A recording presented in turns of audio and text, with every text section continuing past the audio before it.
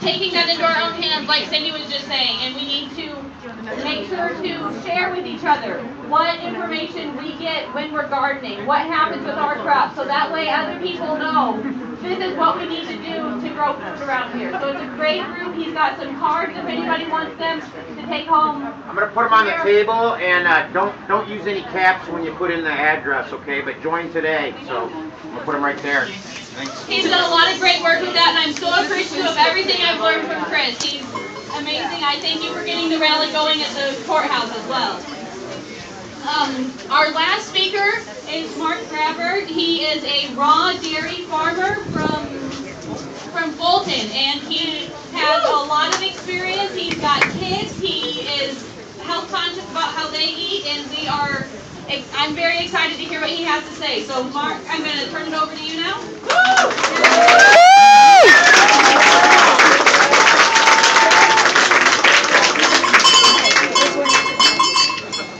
This is my speech today. I got up yesterday and I started writing. Mornings are my best time to write. I do a little writing, a little poetry and stuff. And I sat in my back room and I started writing, and I wrote, and I wrote, and I wrote. My wife gets up and she comes out and she says, "Good morning, dear." And I said, that's what I said. She said, "Oh, okay, I understand you're writing." So, and I kept writing, and she got me coffee, and I wrote some more. And I finally got done, 14 pages. And you know what? I threw it in the corner this morning. I had no idea I was allowed to do this. I'm an activist now. The state of Illinois is trying to change the raw milk rules, so I'm fighting the state of Illinois along with another group of raw dairy farmers. Right now it's legal to sell raw milk in Illinois, and they want to change that to make it impossible. So we're trying to sway the state into doing nothing. We're good the way we are. We don't need more bureaucratic.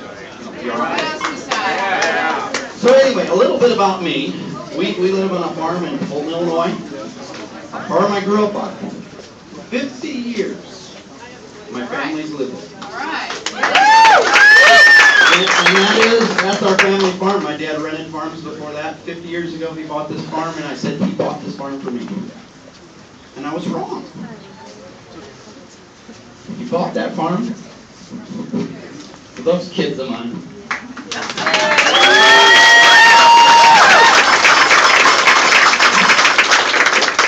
My wife and I, we married late in life. And you can believe this or not, I'm past 50. My wife is past 50. She had our first daughter when she was 48. She was told she could never have children, never say never. Right.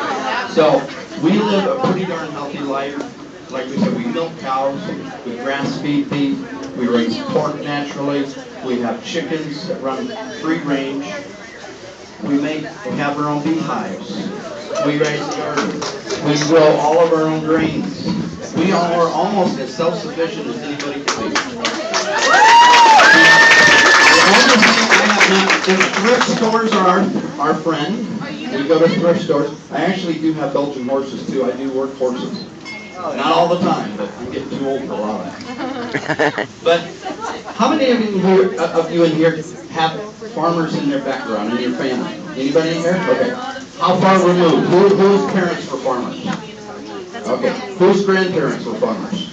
Okay. Whose great-grandparents were farmers? More hands go up every time. Thank you so much for coming. All the way back to my great-great-grandfather. We're all farmers. My great-great-grandfather came from Germany. His relation were farmers. So we come from a long line of agriculture. And now we're agriculturists. How do they say that? Activists. And I couldn't even remember. I started farming when I was 19 years old. There was a farm, kitty corner from a farm my dad ran. He says, "That's for rent, you're going to run it." I said, "Okay, Dad." I started farming in 1980. Jimmy Carter was president. Who remembers Jimmy Carter? I kind of like Jimmy. Not willingly. South Florida, the embargo. So agriculture was not good in the 80s. I was paying 15, 16% interest on money I borrowed to start farming. I worked all year long just to pay the bank the money that I needed to have to start farming. So I did the lifestyle what farmers do now. I put on chemicals, I put on herbicides, I put on anhydrous ammonia. You know what that is? Yes. It's a nitrogen source that farmers use for the crops. And it kills everything it comes in contact with, even humans. We haven't used it for 33 years. We have not used chemicals on our farm for roughly 10 to 12 years. We use non-GMO corn. We grow non-GMO grains. And we grow hay for our cattle. We don't spray. We cultivate. We put down compost and manure. And everybody know what green manure is, and it's not from cows on pasture. But we do have that. Clover. Exactly. Clover, alfalfa, soybeans actually can be used as green manure. You let them grow up a little ways and leave them all under. So we use all that. And that's the history that we want to leave for our children. We want to leave them a farm that's non-polluted.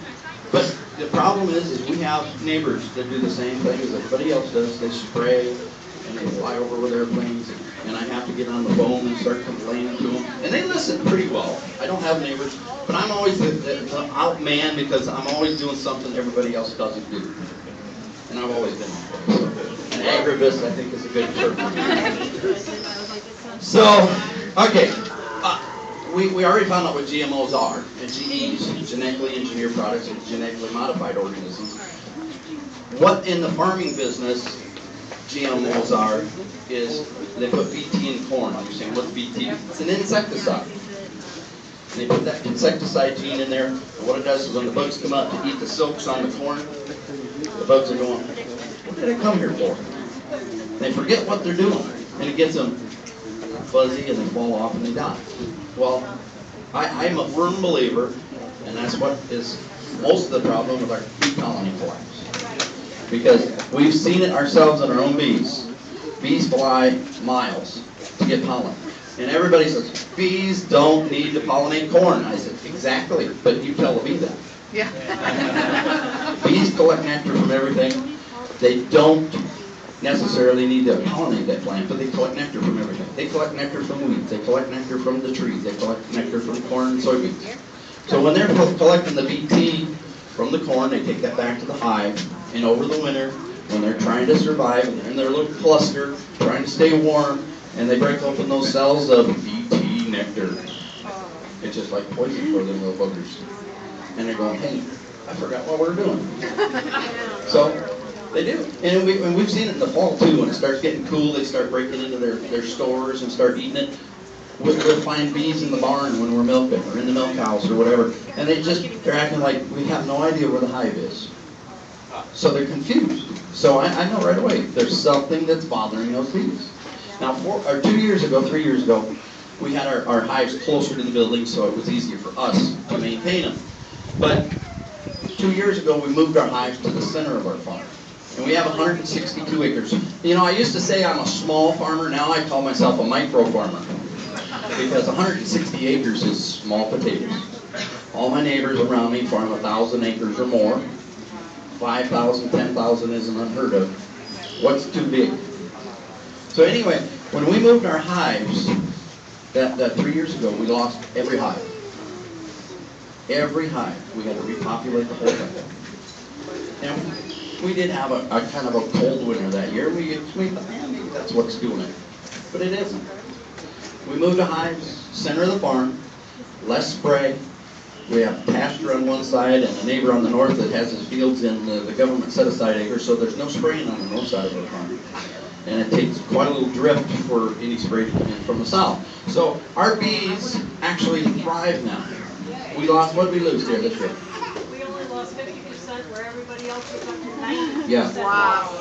My second cousin lost all at once of his hive. He needs to repeat. He's got the microphone. Yeah. Repeat what she said. Pardon? Repeat what she just said. She said we lost maybe half. And actually, we've already split hives from those strong hives, and we already are back up to what we already had last year. So we actually split.